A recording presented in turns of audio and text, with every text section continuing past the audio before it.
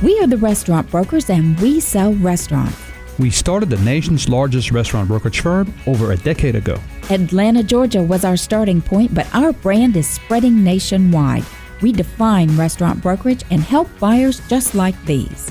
Our dream, our goal, open up a restaurant, loving life, serving people breakfast and lunch, and then enjoying the rest of the day with them and ourselves. Buying an existing restaurant, leasing a closed restaurant space, or purchasing a restaurant franchise. We help buyers satisfy their appetite for acquisition.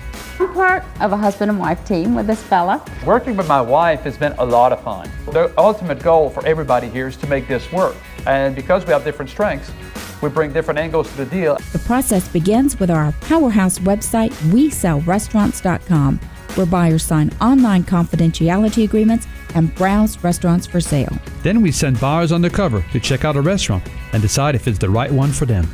Buyers get our proprietary business analysis tool with all the financial details on the business for sale. After studying the restaurant inside and out, it's back to our office. We are deal makers. We write contracts and negotiate terms for buyers and sellers. That's why we sell more restaurants than any other firm in the nation. We are the restaurant brokers. Our name says it all.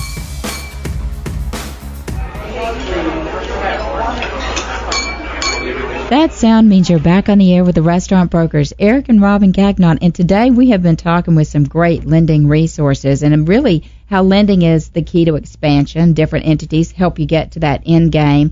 Now it's time to give you our take on the matter in the favorite part of the show, Restaurant Reality. We're going to take what these guests said and really apply it to real-world methodology. Eric, it doesn't get any more real than lending. Oh, no. Getting your house in order. This is my old stomping ground as I was in banking many, many years ago before a restaurant broker and merge acquisition. So this was all music to my ears. Again, so much, many thanks to Denise Thomas from Apple Pie Capital and Frank Gallagher from United Community Bank and Ron Feldman from Friend Data. So much information today. And it was a very different aspect than just, your typical just fill up an application and go to the bank and pray. Mm-hmm. It was very enlightening about, we've learned something. There's a lot of first-time, first-unit franchisees out there. So the environment is very good right now for people to grow. And that's also very daring, very scaring, and it needs a lot of guidance. So people should be able to help you with that. Denise talked about no down payment, just personal guarantee loan. They can fund as quick as many as 10 days with these new online platform. I mean, is that amazing? It really is something. As brokers in the industry, we have gone through those time periods where nothing was being funded, and now, we really have seen the spigot turn on in terms of lending, and part of that is because we focus so heavily on franchise resales. And when you've got to me, that's like the trifecta there. You've got a franchise, it's already up and running, has been in business, and it's got proven cash flow. So that you take that to a lender, and that's a walk in the park. But these guys were even talking about brand new emerging franchisors who had 1, 2, 3 baby units really in their infancy, and they were able to get financing. But again, it comes back to the fundamentals.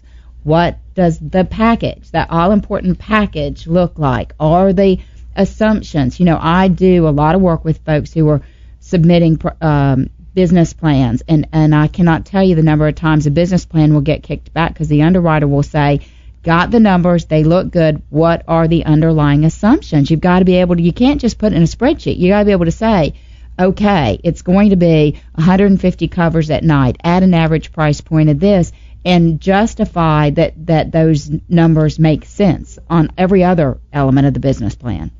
Yeah, and we heard that again today about having your paperwork in order, know your numbers, have your package ready.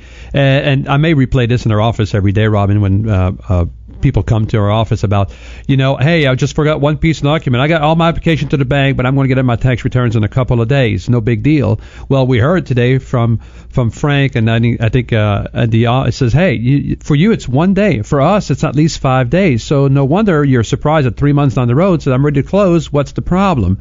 So you really have to have all your paper in order so you can start all this, because it's very public knowledge. If you go to the SBA website or anything, most banks will want your tax returns, your personal financial statement, your W-2s, your background. So you could put all that stuff together and be ready and have that application filled out before you even go shopping for a store. You know, and I'm going to write a blog article and actually post the SBA closing checklist on there, because it's not just that. It's like if you're borrowing on behalf of a company, your articles of incorporation, when was that corporation formed?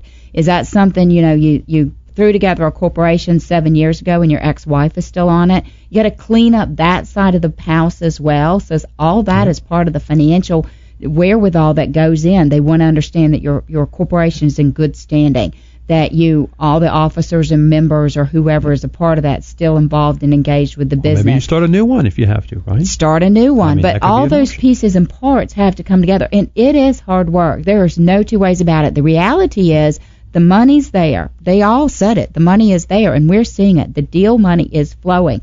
But it's flowing to the guys that are doing all the homework up front. So it comes back to that age-old thing we say every week in restaurant reality, Eric. It's just hard work. You got to be ready. Get in there. And it's also, they're looking at you as a borrower. A lot of people says, hey, I got great credit and everything. You're going to be able to qualify. That is true. But we spent a lot of the show today, and Ron said it best today about, hey, we spend most of our show today talking about the franchisor or the brands that you're buying. Mm-hmm. They are going through a very extreme process, whether it's through the franchise registry with friend data or with the bank. They're going to look at the FDD. They're going to look at the metrics, the financial metrics.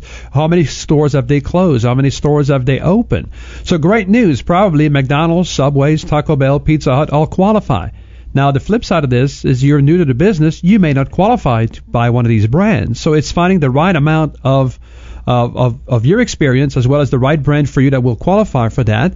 But also one thing that they really said today was about, you know, if you can show how the bank is going to get repaid basically, they will get a better comfort level. So maybe you do have a brand that's not maybe as big as that, but if you can show a clear plan and on paper documented that you put together how we're going to repay you, the primary source and secondary source of repayment, then I think you could probably get a yes from a bank. Yeah, and I really am surprised by, again, how many business plans I see, and they leave that portion out, debt repayment, loan repayment. That's never an item on the P&L, but the bottom line is you're going to the bank and asking for money. And here's what the SBA and most lenders are looking for. They want to establish, one, that you can repay the loan, the debt on the business. Two, they want to make sure you can live out of the business. So if you're leaving a $100,000 a year job, they're looking for $100,000 for you to live on to support your quality of life. And then they're looking for the amount of the debt repayment and some ratio above that, typically about 25%. So it's a pretty easy, it is a math problem. It's pretty simple. And if you have experienced brokers that know the lending models, we can sit down and walk you straight through, yes, this is approved. Because what do we do with our deals, Eric, that come into the office that are look like they would be a good fit for lending? We get them pre-approved, Robin. Yeah. We get them pre-approved. We send them to a lender and says, would you lend money on that based on a borrower that would qualify? And we usually get an answer, yes, because we have a good background. We look at it ourselves and say, this is what we have. And we share them, and the bankers are more than happy to do that because then they know that they will get the borrower. And then you also save 50% of the time. They already vetted the business, so you can save a lot of times.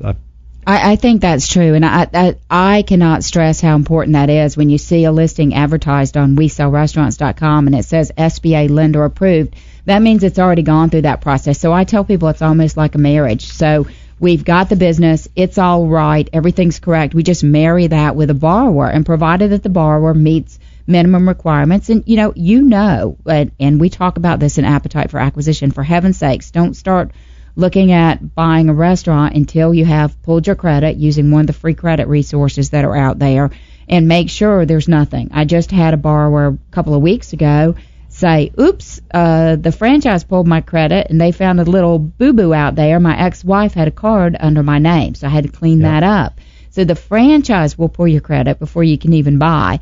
Then the bank will pull your credit. So just again, Boy Scout motto, be prepared. Do it up front yourself. And if you're a franchisor or young franchisor or young company that's looking to grow, lending is not your first line of growth. And we heard it Ron say today. If you need people that need to borrow money to buy your first, second, or third store and you're not willing to buy them back if they fail, do not go, I guess, and go forward. I like that. Do not pass go. I think I remember that from Monopoly. But it's not Monopoly money. It's your money. It's serious business, and you have to do your homework and be serious about it. And if you are serious about restaurants for sale that have lending resources already in the mix. Go to WeSellRestaurants.com, Robin, and check it out. I mean, that's where we got a lot of resources for lending. We also have pre-approved listings that have SBA on there, and I think that's about all we got today.